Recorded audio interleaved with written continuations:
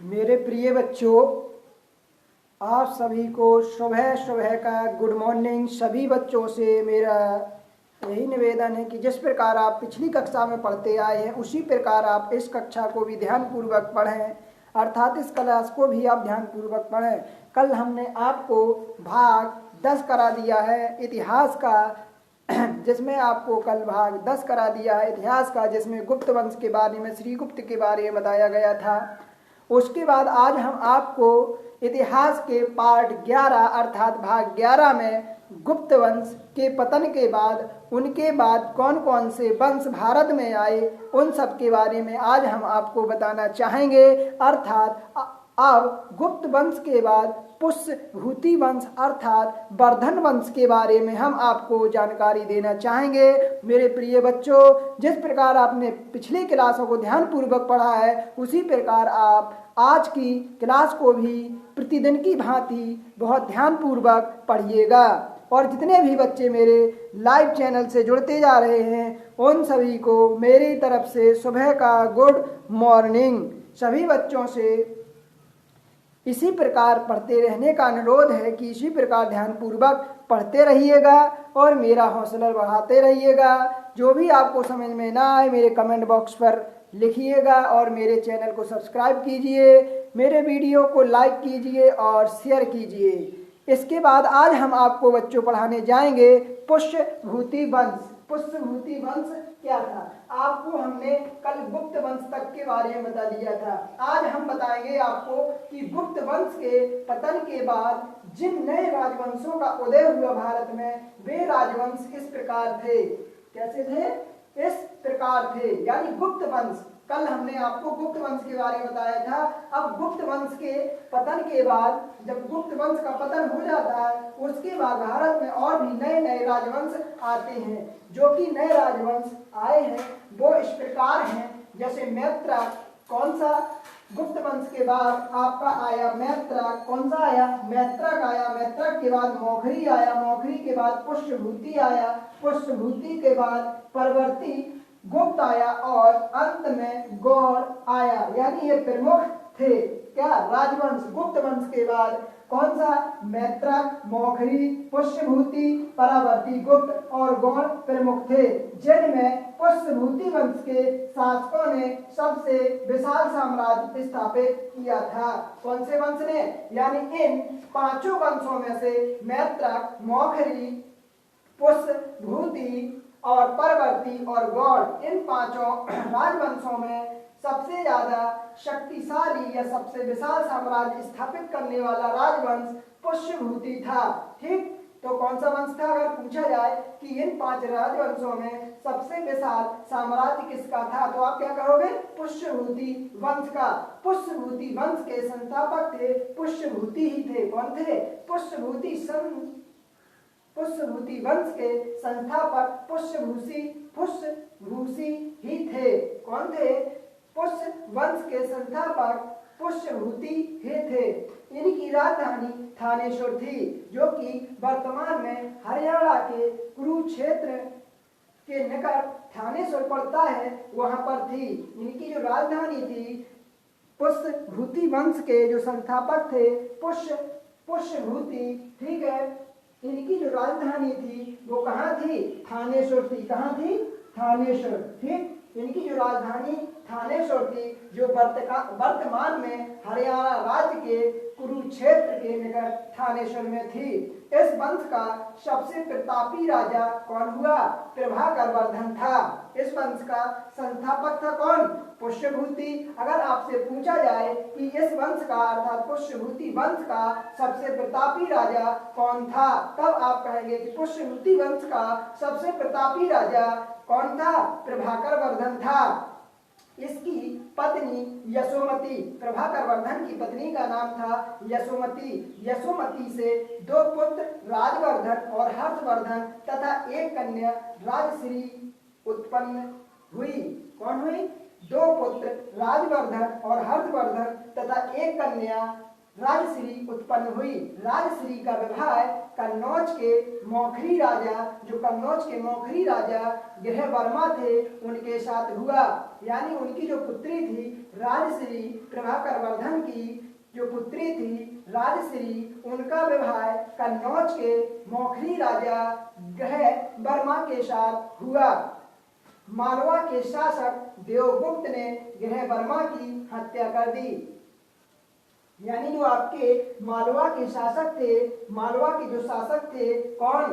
देवगुप्त। देवगुप्त ने गृहवर्मा की हत्या कर दी, अर्थात राजश्री के पति की हत्या कर दी और राजश्री को बंदी बनाकर कारागार में डाल दिया। तो किसने? मालवा के शासक देवगुप्त ने गृहवर्मा की हत्या कर दी और राजश्री को बंदी बनाकर कारागार में डाल दिया। इसके बाद राजवर्धन ने देवगुप्त को मार डाला। यानी राजश्री का जो भाई था, बड़ा भाई राजवर्धन, उसने अपनी बहन के पति का बदला लेने के लिए उसने मालवा के शासक देवगुप्त की हत्या कर दी, अर्थात उसको मार डाला। परंतु देवगुप्त के जो मित्र थे गौड़ नरेश, जिनका नाम था शशांक, परंतु देवगुप्त के जो मित्र थे गौड़ नरेश, कौन? गौड़ नरेश शशांक, जिनका नाम था गौड़, यानी इनके जो मित्र थे गौड़ नरेश, ठीक है, गौड़ के जो नरेश थे कौन? शशांक, ने धोखा देकर राजवर्धन की हत्या कर दी। किसकी हत्या कर दी? राजवर्धन की हत्या कर दी। धोखा देकर राजवर्धन की हत्या कर दी। शशांक शैव धर्म का अनुयायी था, अर्थात वो शिव धर्म को मानने वाला था। इसने बोधि वृक्ष अर्थात बोधगया को कटवा दिया था। यहाँ बोधगया बिहार में बोध वृक्ष का, जहाँ पर बोध का वृक्ष लगा हुआ था, उस वृक्ष को कटवा दिया था। क्यों कटवा दिया था? क्योंकि शशांक शिव धर्म का अनुयायी था, अर्थात शिव धर्म को मानने वाला था। ठीक, इसके बाद राजवर्धन की मृत्यु के बाद, राजवर्धन की जब मृत्यु हो जाती है, अर्थात जब उसकी हत्या कर दी जाती है, तो राजवर्धन की मृत्यु के बाद 606 ईस्वी में 16 वर्ष की अवस्था में हर्षवर्धन, यानी राजवर्धन के स्थान पर 16 वर्ष की अवस्था में हर्षवर्धन अर्थात उसका छोटा भाई थानेश्वर की गद्दी पर बैठा। कहाँ पर बैठा? थानेश्वर की गद्दी पर बैठा। हर्ष ने शशांक को पराजित करके कन्नौज पर अधिकार कर लिया। कहाँ पर कर लिया? हर्ष ने शशांक को पराजित करके कन्नौज पर अधिकार कर लिया तथा उसे अपनी राजधानी बनाया। क्या किया? तथा उसने उसे अर्थात कन्नौज को अपनी राजधानी बनाया। किसने? हर्षवर्धन ने। तो ध्यान से सुनो कि राजवर्धन की मृत्यु के बाद 606 ईसा पूर्व में 16 वर्ष की अवस्था में हर्षवर्धन थानेश्वर की गद्दी पर बैठा। हर्ष ने शशांक को पराजित करके कन्नौज पर क्या कर लिया? अधिकार कर लिया तथा उसे अपनी राजधानी बनाया। यानी हर्षवर्धन ने शशांक को पराजित करके कन्नौज पर अधिकार कर लिया और कन्नौज को उसने अपनी राजधानी बनाया।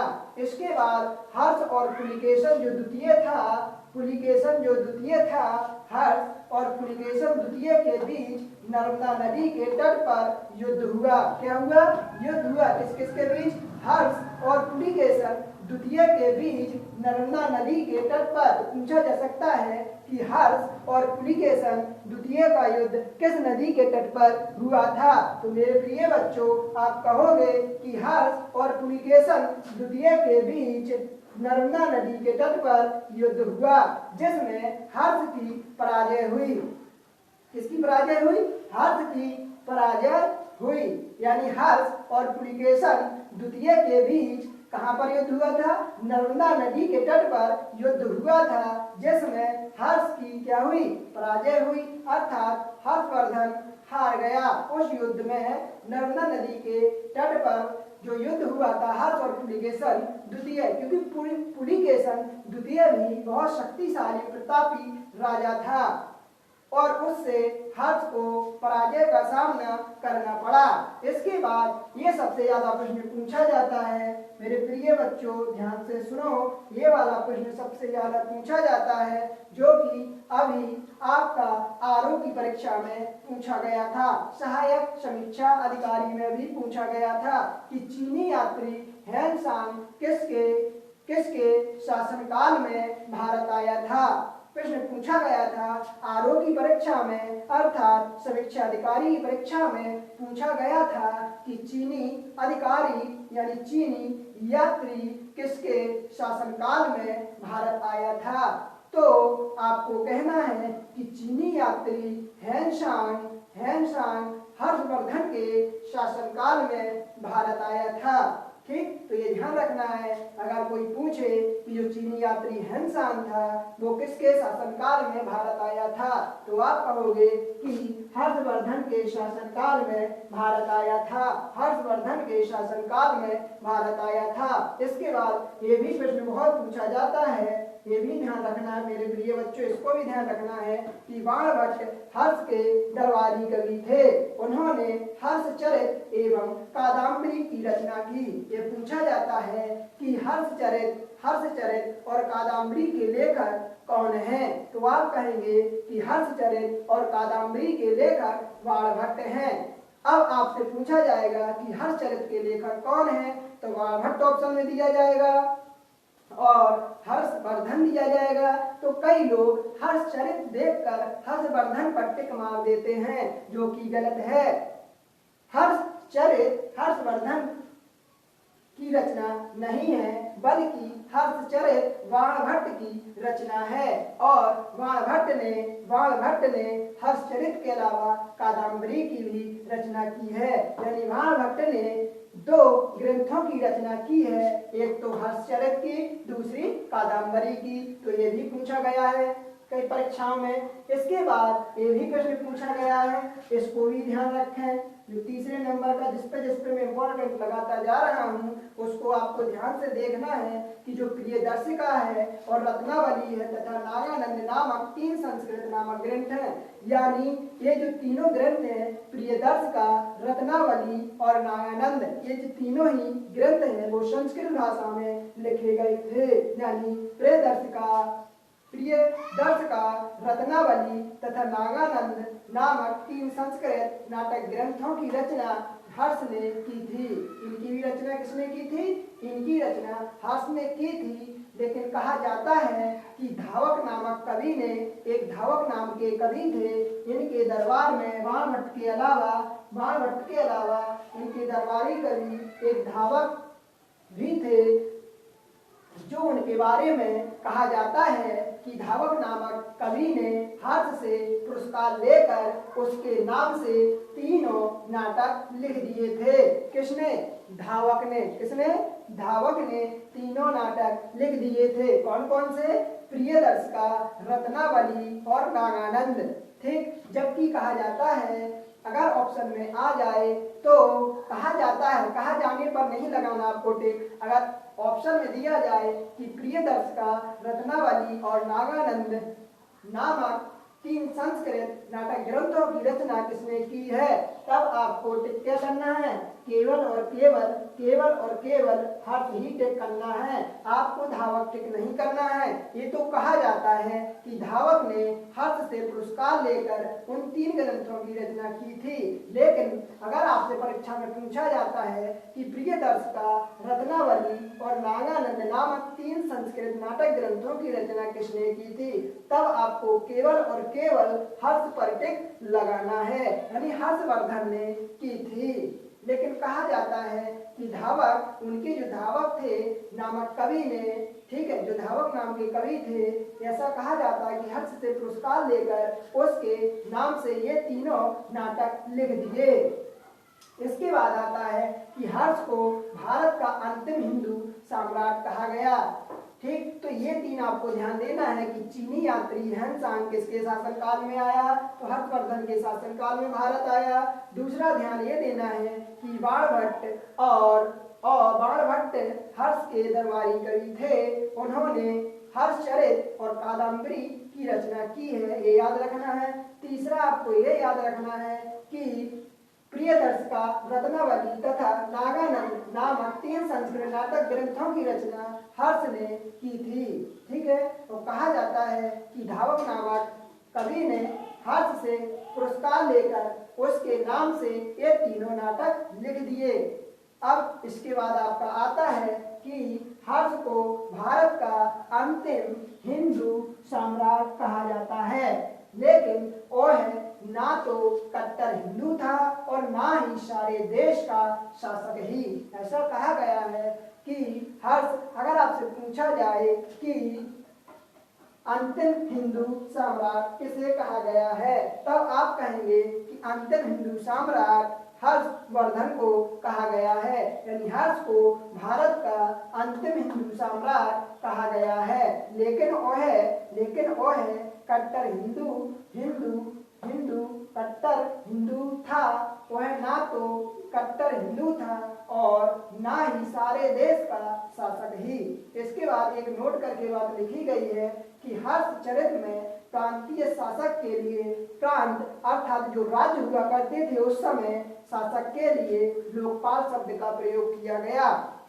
जो इस समय लोकपाल अधिनियम लाया जाता है, लोकपाल नाम वर्तमान में आपने कई बार सुना होगा कि लोकपाल अधिनियम आ रहा है। तो ये जो लोकपाल शब्द है वो पहली बार हर्षचरित यानी वाणभट्ट के द्वारा लिखा गया जो ग्रंथ था, हर्षचरित वाणभट्ट के द्वारा जो लिखा गया या लिखी गई जो रचना थी हर्षचरित, उसमें लोकपाल शब्द का प्रयोग मिलता है।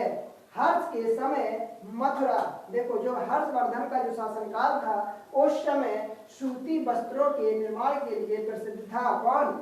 मथुरा। ठीक है, तो हर्ष के समय मथुरा सूती वस्त्रों के निर्माण के लिए क्या था? प्रसिद्ध था। यदि आपसे पूछा जाए कि हर्षवर्धन के समय कौन सा शहर सूती वस्त्रों के लिए प्रसिद्ध था, तब आप कहेंगे कि हर्षवर्धन के समय मथुरा सूती वस्त्र निर्माण के लिए प्रसिद्ध था। तो ये ध्यान रखना है। और हर्ष को भारत का अंतिम हिंदू सम्राट कहा गया, लेकिन वह ना तो कट्टर हिंदू था और ना ही सारे देश का शासक ही। ये भी पूछा जा सकता है कि हर्षचरित में प्रांतीय शासक के लिए किस शब्द का प्रयोग किया गया? लोकपाल शब्द का प्रयोग किया गया। ठीक, तो पहली बार लोकपाल जो शब्द देखने को मिला है वो वाणभट्ट की रचना हर्षचरित में मिला है। और इन तीनों को ध्यान में रखना है कि चीनी यात्री ह्वेनसांग हर्षवर्धन के शासनकाल में भारत आया। वाणभट्ट हर्षवर्धन का राज दरबारी कवि था जिसने हर्षचरित और कादम्बरी की रचना की। तीसरा ये ध्यान रखना है कि प्रियदर्श का रत्नावली तथा नागानंद नामक 3 संस्कृत नाटक ग्रंथों की रचना हर्ष ने की थी। लेकिन यह भी कहा जाता है कि धावक नामक कवि ने हर्ष से पुरस्कार लेकर उसके नाम से ये तीनों नाटक लिख दिए। तो मेरे प्रिय बच्चों, मैंने आज की क्लास में आपको जो कुछ भी आज पढ़ाया है पुष्यभूति वंश अर्थात वर्धन वंश के बारे में, वो आपको जरूर समझ में आ गया होगा। और यदि आपको समझ में नहीं आया है तो मेरे कमेंट बॉक्स पर लिखकर भेजिएगा कि इधर पर समझ में नहीं आया है, तो मैं उसको पुनः समझाने की कोशिश करूंगा। और जो भी बच्चे मेरा लाइव वीडियो देख रहे हैं उनको अगर एक बार में समझ में नहीं आया है तो मैं इस वीडियो को कल सुबह पुनः YouTube पर डाल दूंगा, जिससे आप इसको पुनः देख सकते हैं। और यदि फिर भी समझ में नहीं आता है तो मैं इसकी PDF बनाकर आपके WhatsApp नंबर पर भेज दूंगा। और यदि फिर भी समझ में नहीं आता है तो आप मेरे WhatsApp नंबर पर संपर्क कीजिएगा और बताइएगा कि सर हमको यहाँ पर समझ में नहीं आया है। मैं आपकी समस्या का समाधान करने की पूरी कोशिश करूंगा। इसी प्रकार बच्चे, मेरा आपसे विनम्र निवेदन है कि इसी प्रकार आप सभी क्लासें ध्यानपूर्वक पढ़ते रहिएगा और मेरे वीडियो को लाइक और मेरे चैनल कमेंट लाइक और सब्सक्राइब कीजिए और मेरे वीडियो को शेयर कीजिएगा। ये सभी बच्चों से मेरा अनुरोध है।